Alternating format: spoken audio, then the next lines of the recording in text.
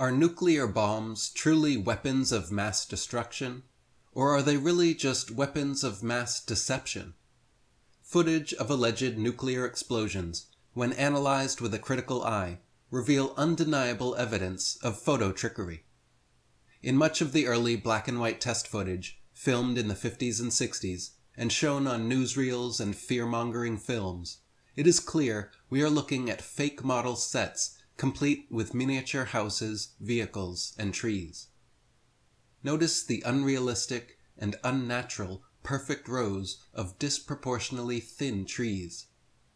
After the flimsy model trees are blown to one side, the film quickly cuts to clips of actual trees in some other location. Similar to how a stunt double changes with the main actor during the crucial action scene, these clips intersperse or sometimes superimpose footage of models with reality. The first H-bomb test, known as Ivy Mike, looks more like some stop-motion lava lamps than an explosion. Many other supposed nuclear tests appear to mix sped-up footage of sunrises with real explosions to give the effect of a much bigger blast. Footage from Operation Dominic appears to show a sunrise with the brightness slider rising in post-production. Suspiciously, in some videos, the explosions are so violent as to obliterate entire houses in an instant, but yet the camera filming right next to the house survives unscathed and unshook. The blast often comes from behind the camera, and not, as they claim, from a protected location far outside the blast radius. Someone moves the camera just before and during some of the blasts, and the camera is positioned at an oddly unrealistic height. What kind of shielded tower would the camera and cameraman have to be enclosed in to survive such a test? If nuclear bombs actually exist, why would there be a need to fake footage of nuclear explosions? The Trinity and other nuclear test sites were admittedly first loaded with hundreds or up to 1,000 tons of dynamite. Footage exists showing military men stacking gigantic piles of TNT and dynamite at nuclear testing sites. The official reason for this was claimed as, quote, comparative purposes, where the blast from hundreds of tons of stacked TNT would be compared to the nuclear bomb. With each team sent to separate islands, each stacking piles of explosives, but both told that the other island would have the actual bomb, it would be simple to deceive the very men creating the deception. Mushroom clouds are not unique to so-called nuclear weapons, and can be formed with enough TNT, dynamite, regular bombs, and other explosive materials. Later, supposed nuclear tests, like Able, were likely done using very large but traditional bombs, and the Baker test done using hundreds of tons of submerged dynamite in a vessel underwater. Nuclear fission occurs by bombarding uranium-238 with neutrons to split the nucleus and create the isotope uranium-235. During this split, mass is lost and converted into kinetic energy, which is known as nuclear fission. If each of those neutrons then goes into another uranium nucleus, causing more fission and many more neutrons, this creates a theoretical process known as an explosive nuclear reaction. Enrico Fermi's famous nuclear chain reaction test was done by stacking massive amounts of graphite and embedding balls of uranium within, so that when the neutrons started flying through, they would be slowed by the graphite, collide with the uranium, release more neutrons, and then those neutrons would continue in a chain reaction pattern.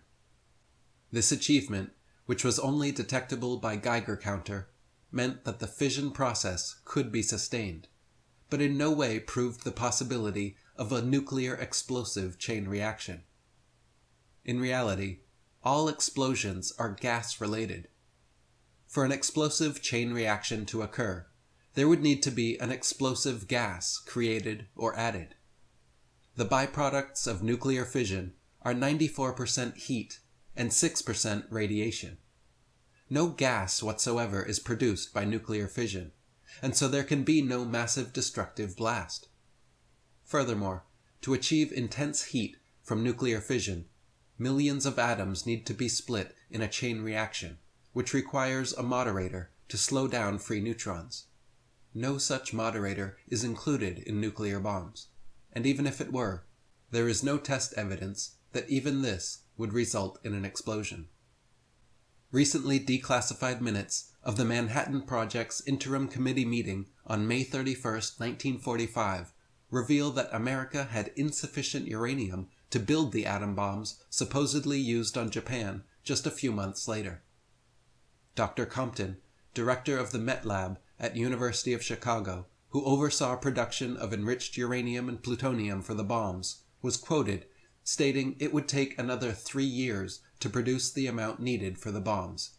Yet just over 3 months later, America supposedly successfully produced and deployed 2 on Japan without being tested. Enrico Fermi stated they would need 1/2 to 1 ton of enriched material to create a nuclear bomb. Natural uranium metal contains concentrations of 99% U-238, 0.7% U-235, and 0.3% U-234. Therefore, to obtain 1 metric ton of U-235, you need 142.8 metric tons of natural uranium. And for each metric ton of natural uranium, you need approximately 1,000 tons of uranium ore. Supplies of such uranium ore are certainly not unlimited, and especially in the 1940s were in short supply.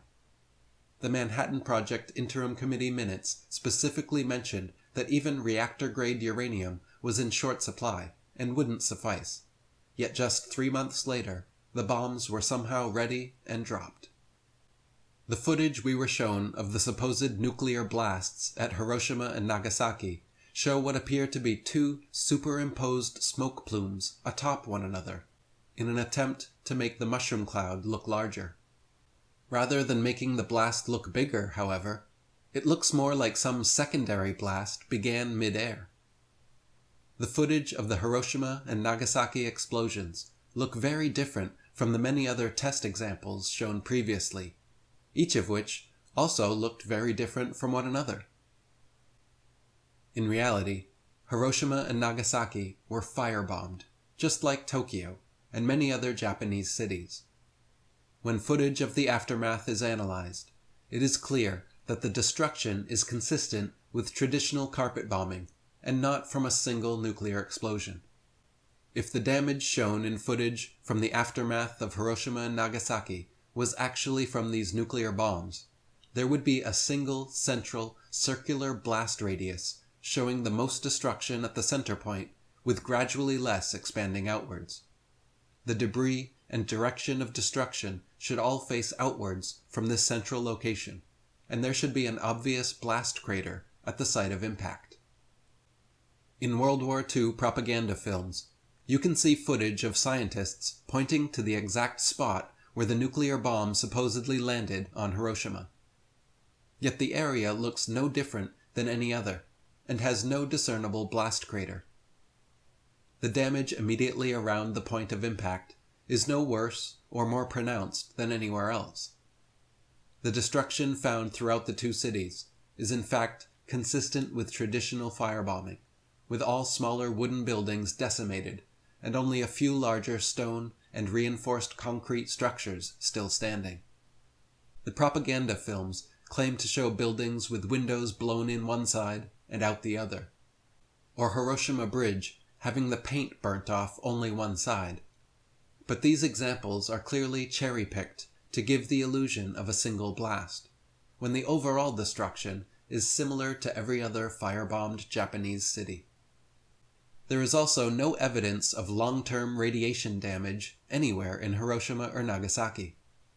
According to the experts, there was to be radiation and nuclear fallout for thousands of years, affecting people, plants, animals, and every living thing in the vicinity, causing generational deformities and a veritable death zone. In reality, however, flowers, grass, and other plants started growing back within a month, and radiation levels have dropped in both cities, recovering to normality within years. Hiroshima and Nagasaki are now bustling modern cities, 80 years later, with no remnant of nuclear destruction.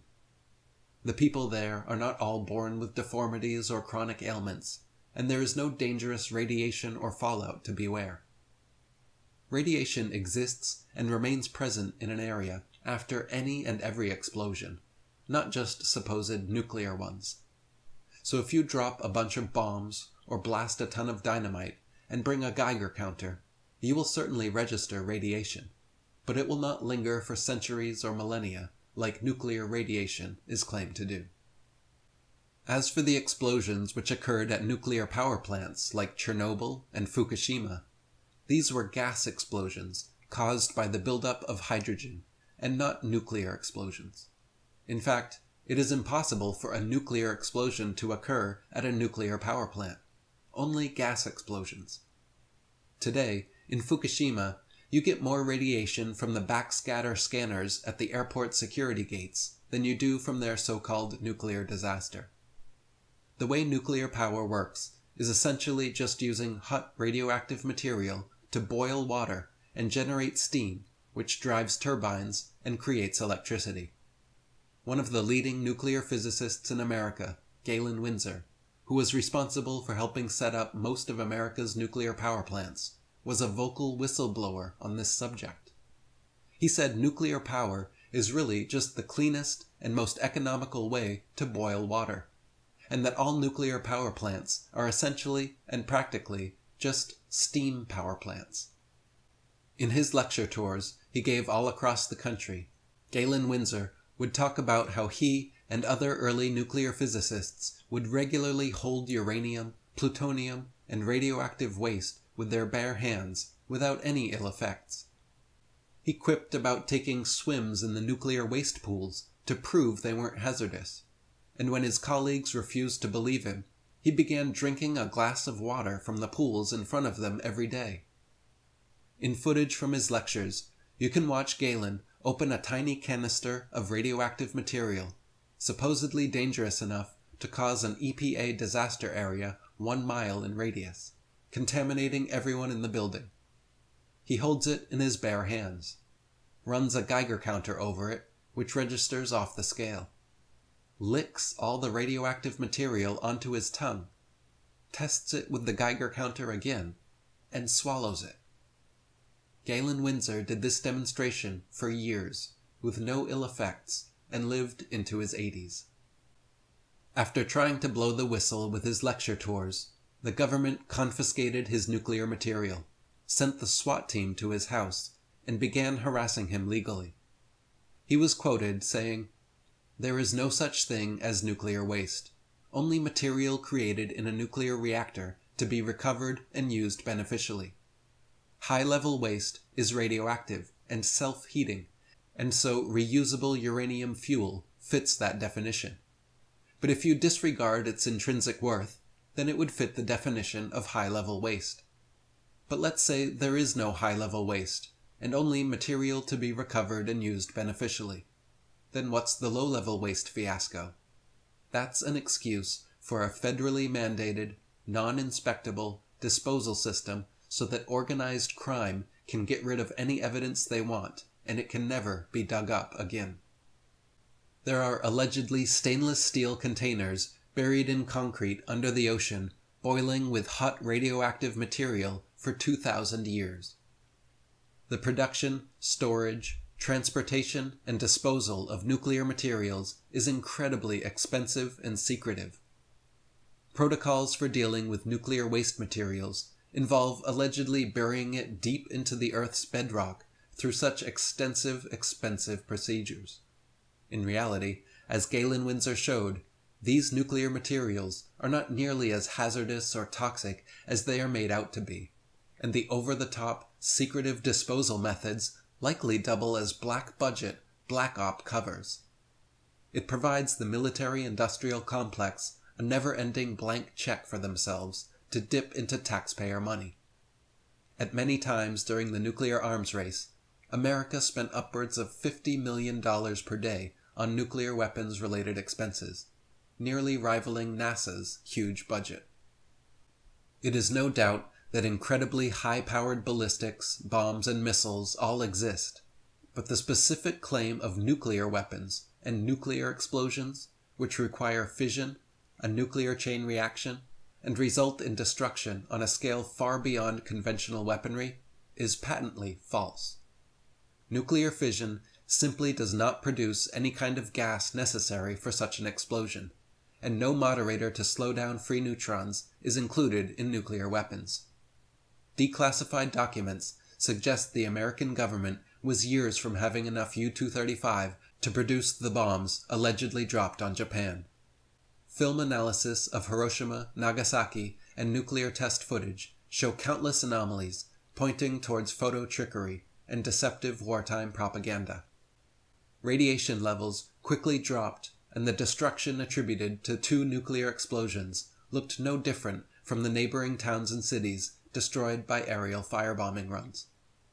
The stories of the little boy and fat man bombs were just the myths necessary to create the scaremongering Cold War arms race that would soon begin. The threat of any nation being able to push a button and destroy entire cities or countries is a perfect, terrifying excuse for America to enter and make war with anyone that supposedly harbors or develops nuclear weapons. Since the early tests, alleged nuclear explosions have continued to get larger and larger, while the payload continues getting smaller and smaller, to the point we are now supposed to believe that they can be carried in a suitcase. Teaching generations of children to duck and cover, hiding under their desks, has now instilled fear of a boogeyman just as bogus as the one under their beds.